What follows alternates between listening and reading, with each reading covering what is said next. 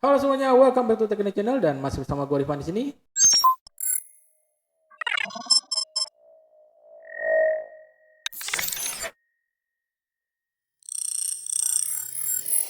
Ya, halo semuanya, dan kali ini gue nggak sendiri lagi dan gue lagi ditemani oleh seorang Jawara Bogor. Halo. Apa Jawara? Ya, ini masih sebenarnya masih satu ini sih, masih apa?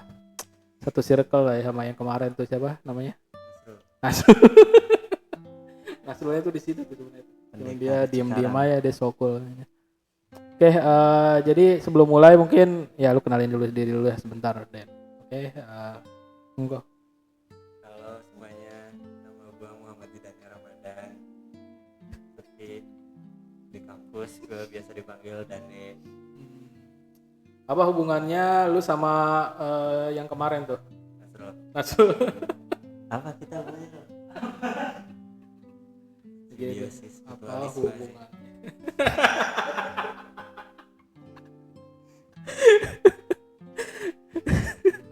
Ya gitu lah. Gak ada temen aja temen aja. Temen aja. Gak lebih. Gak lebih. Ya kan, Rom? Kembali. Iya. Sakit hati ya. Oke. Jadi Jadi di sini lah. oke. Satu kelas ya intinya ya, sama di kampus ya sama dia ya. Yowes, jadi kali ini teman-teman semua kita mau lanjutin playlist kemarin, masih mau bahas tentang Python.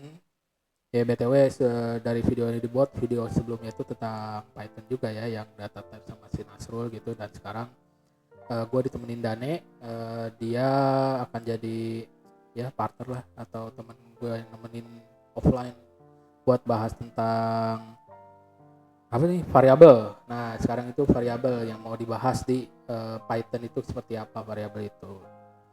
Dan ya udah nggak usah banyak-banyak intro lagi kita langsung aja kembali ke VS Code.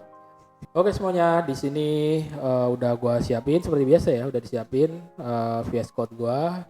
Ya kali ini kan kita mau bahas tentang apa? Variabel. Nah iya variabel. Nah, variabel. Jadi sebelum kita bahas, ya kita bahas dulu lah sedikit deh introduction itu variabel itu apa gitu. Lu tau nggak deh variabel di Python itu apa, Bre? Variabel yang lu tahu deh, apa deh di Python? Variabel tuh kayak wadah buat nampung sebuah value.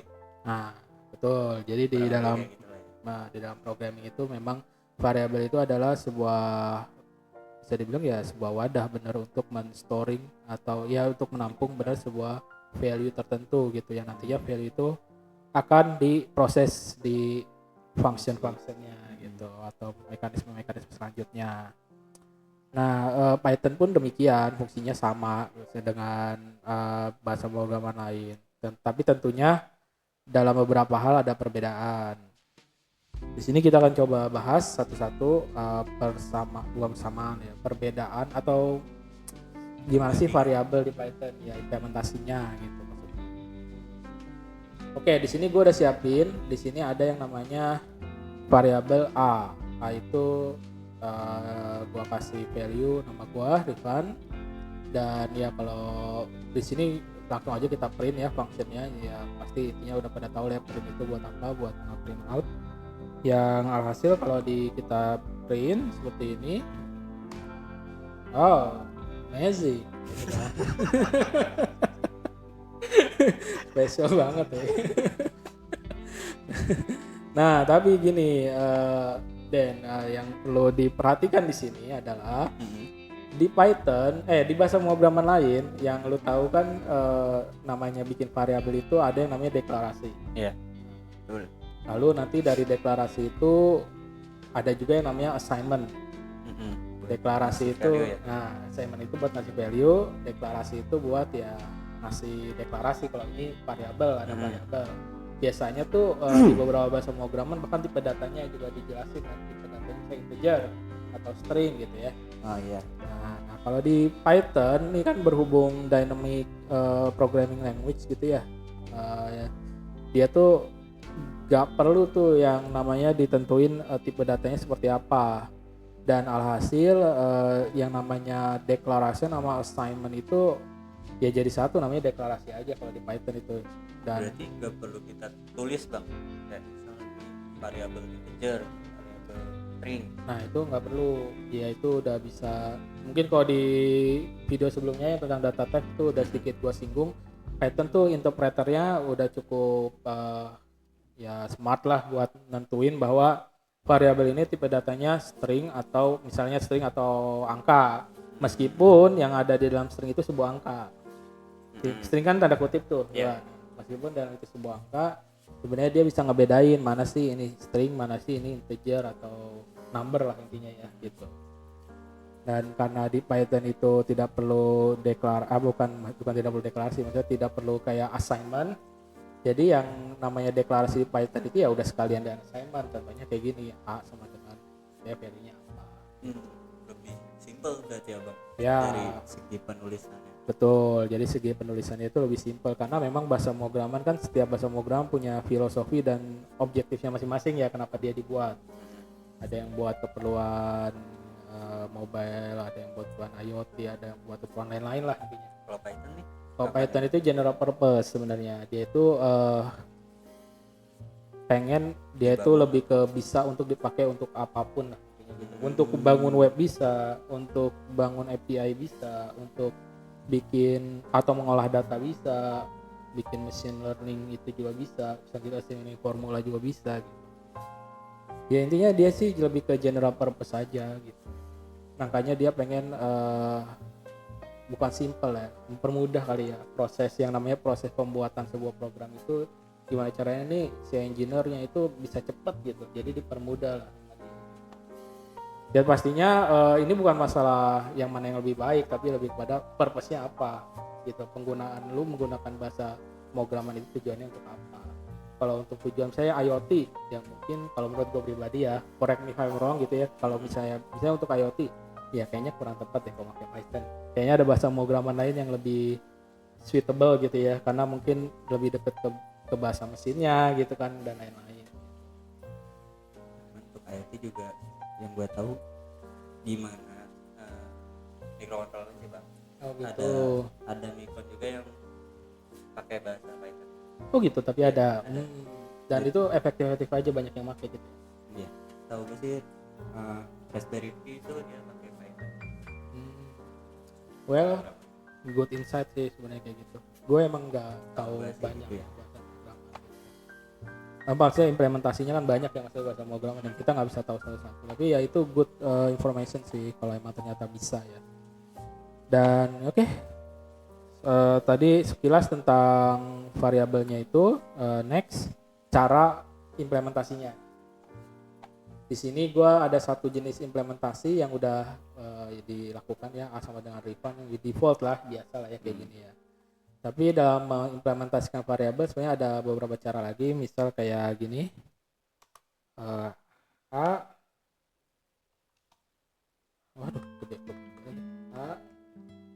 B, C sama dengan A-nya itu tadi kan refund, B-nya itu B-nya itu misalnya nama lu. Ini keyboard gue nggak kelihatan. Yang kalangan mikrofon. Yang ketiga itu misalnya Nasul gitu. Nah di sini kita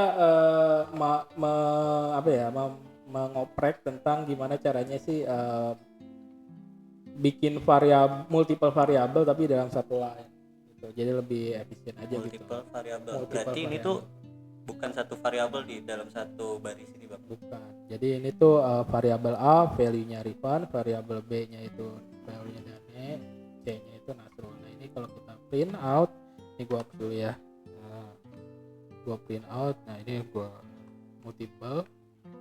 multiplying maksudnya lebih B, yang satunya itu yang satunya itu C. Nah contoh kayak gini ya, hasilnya ini kan, A-nya itu B, A-nya itu refund, B-nya itu C-nya itu Nasrul. Nah itu implementasi variabel ini gitu. Ada yang seperti biasa default sama dengan apa gitu, variabelnya apa, value-nya apa. Ada yang multiple kayak gini dalam satu baris bisa sekaligus. Ada juga yang modelnya gini, swapping. Misalnya lu mau swap antara value B itu kan Dane, value A-nya Rifan. Nah lu mau swap Dane itu jadi di A, B-nya itu si Rifan gua gitu. Caranya itu ya simple gini aja, sama dengan B. Nah itu dia ini nge-swap nih. Gitu doang, Bang. Iya. Kalau di Python gini aja nge-swap. Jadi B-nya kan si Rifan nih, A-nya Dane gitu. Di bahasa pemrograman lain format ini ada nggak sih, Bang? Biasanya mereka punya cara sendiri sih, tapi gua nggak hafal semua bahasa pemrograman ya caranya gimana. Tapi kalau di Python ya untuk swapping ya sesimpel ini aja, swapping value gitu ya. Selanjutnya kita bahas tentang scope dalam sebuah variabel. Jadi variabel ini punya scope. Scope-nya itu ada dua jenis, ada yang global, ada yang lokal. Nah, global ini contohnya adalah variabel C yang value-nya Nasrul. Nah, artinya variabel C ini bisa diakses oleh kedua function di bawah. Tapi untuk variabel A cuma bisa diakses oleh function main, dan variabel B cuma bisa diakses oleh function B aja, karena ini sifatnya lokal A dan B itu. Yang C inilah yang global gitu. Oh, kayak gitu ada namanya juga ya, Bang? Global, lokal. Iya, itu istilah aja sih. Benar. Jadi ini lebih ke scope-nya, scope dari variabel itu bisa diakses dari mana aja. Jadi kita coba, harusnya sih error ya. Harusnya berhasil. Harusnya berhasil. Nah, ini hasilnya ada Rifan Nasrul. Yang ini kenapa nggak itu, karena memang di sini nggak ditulis. Yang ini nggak ditulis, di sini harusnya ditulis dulu kali. Ini kan function main ya. Salah.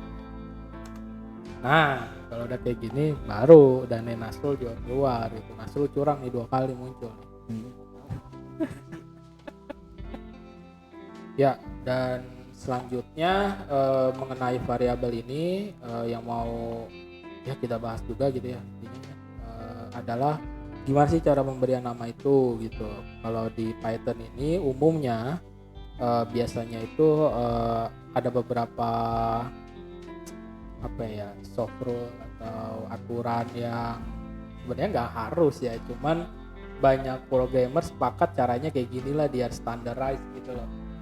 Kan fungsinya dia rapi, jadi misalnya lu kerja atau mengerjakan program ini, tapi dalam satu waktu ternyata lu harus lu harus lempar kerjaan lu, misalnya mungkin resign atau gimana, ke programmer yang lain, biar rapi itu, dia programmer selanjutnya itu gampang memahami program lo gitu kan. Nah, biasanya yang dilakukan untuk itu, pertama itu ada beberapa rules, ada beberapa rules lah intinya ya yang jadi kesepakatan itu. Yang pertama itu dalam pemberian nama variabel itu kalau bisa jangan angka gitu ya, maksudnya letter aja gitu. Terus juga namanya deskriptif, menjelaskan tentang fungsinya itu, fungsi variabel ini itu untuk apa. Contoh kayak ini nih kurang deskriptif nih. Kan ini kan ceritanya value-nya nama gua. Harusnya ya bagusnya kan kayak name misalnya kayak gitu. Name gitu. Nah, tadi yang dimaksud angka itu kalau bisa tapi bukan keharusan ya. Kalau bisa itu jangan jangan angka, misalnya lu akalin kayak gini, first name. Jadi jangan nama 1, nama 2. Ya, jangan nama 1, nama 2 kayak gitu. Terus untuk pembuatan variabel sama function di Python itu di encourage atau dihimbau itu menggunakan, lu udah pernah dengar nggak tadi? Ya, gue lupa sih apa sih sebutannya ya. Lu tau nggak yang huruf kecil, huruf besar gitu? Oh, kayak pakai snake Iya itu camel case, snake case kayak gitu-gitu ya. Pascal case ya. Pascal case. Nah ini kalau di Python itu apa namanya untuk function sama variabel biasanya itu adalah bentar ya snake case, biasanya snake case. Nah, jadi untuk variabel atau function itu biasanya snake case. Contoh snake case itu ya intinya dipisahin pakai underscore kayak gitu. Nah, ini gua barusan salah. Pakai underscore itu snake case. Yang pakai underscore itu artinya snake case. Nah, di Python snake case itu biasa dipakai untuk function name atau variable name. Nah, sedangkan satu lagi itu Pascal case di Python itu digunakan untuk memberikan nama sebuah kelas. Pascal case itu yang tadi yang sebelumnya banget, yang pertama banget ya. First name. Nah, kayak gini nih. Nah, ini Pascal case. Kalau camel case F-nya kecil kayak gini. Ininya besar, jadi kayak punduk unta lah gitu. Bahasanya gitu ya. Nah, di Python itu yang camel case enggak apa? Bukan kesepakatan lah ibaratnya gitu. Bukan kesepakatan. Gue bingung deh penyebutannya itu kesepakatan atau apa. Pokoknya itu bukan sesuatu yang baku tapi dihimbau gitu. Dihimbau buat standarize programmer Python itu kalau bisa tadi rule-nya kalau misalnya function itu snake case, kalau kelas Pascal, kalau variabel snake case gitu. Ya kayak gitulah. Bahasa pemrograman itu beda-beda sih rule-nya itu kayak gitu-gitu. Tapi itu bukan sesuatu yang baku. Kalau lu mau nulis ya terserah gua dong, gua kan yang punya program ya terserah juga gitu, nggak harus gitu. Cuman kan ya kalau kerja apalagi di bidang back end, front end itu kan penulisan yang apa istilahnya yang sesuai rule lah gitu, maksudnya biar misal dilempar ke bagian front end, bagian back end gitu bisa gampang gitu buat paham ini lah. Iya, kurang lebih gitu. Intinya kerja dalam tim beda lah makan kerja sendiri kan. Kalau kerja sendiri ya terserah lu aja gitu. Kalau kerja ada gitu kan. Iya kali aja proyekan sendiri. Tapi kalau kerja dalam tim kan ada baiknya komunikasi dan bikin kesepakatan bareng-bareng sama anggota tim gitu. Nah, ini penulisannya kayak gini. Nah, ini gua sebelumnya banyak beberapa yang kurang tepat nih, misalnya kurang deskriptif, function B gitu. Mendingan kan dinamain yang yang kreatif. Gitulah, yang indeskriptif dan kreatif gitu. Sesuai sama fungsinya, pengen buat apa gitu biar gampang dipelajari gitu. Terus juga tadi ini kan ini kan udah dibenerin. Kalau sebelum dibenerin kan tadi kan sempet Pascal case sama itu kan camel case. Padahal yang benar itu untuk variabel dan function itu adalah snake case gitu. Ini kebetulan kita belum pernah bahas kelas, tapi nanti di episode berikutnya, dan kalau kelas itu barulah kita menggunakan Pascal case ya gitu. Oke, selanjutnya kita bahas penulisan untuk konstanta. Nah, kalau untuk konstanta juga ada semacam rules tidak tertulis juga kayak tadi lah. Sorry ya kalau salah teman-teman, kalau salah nyebutin rules apa gitu. Intinya sih ini sebuah kesepakatan gitu. Mau diikutin silakan, bagus best practice-nya, tapi kalau misalnya enggak pun sebenarnya bukan sebuah yang bakal bikin error atau segala macam sih. Ya silakan komen lah kalau misalnya kurang tepat gitu ya di kolom komentar di bawah.